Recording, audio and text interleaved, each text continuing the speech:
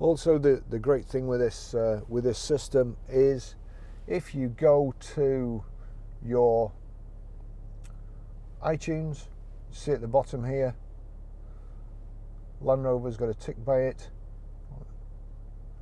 Now if we click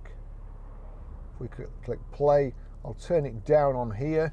You then have to go to your audio system, click audio video.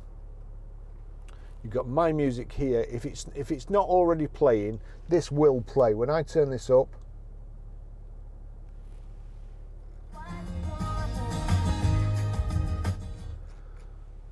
so that will play through it. However, if you don't see the name of the tune in the screen there, you have to go to my music and click the plus there. And the plus there gives you the option of DVD, CD, iPod, stored CDs, USB, I'll just do that again because I've timed out, auxiliary, and my phone. So for instance, if it was on a different one, if it was on a different one, like so, we'd switch the music on here, music's playing, so we'd then go to audio video, onto my music, it's not playing because it's showing disc, click the plus, and then Barry's iPhone,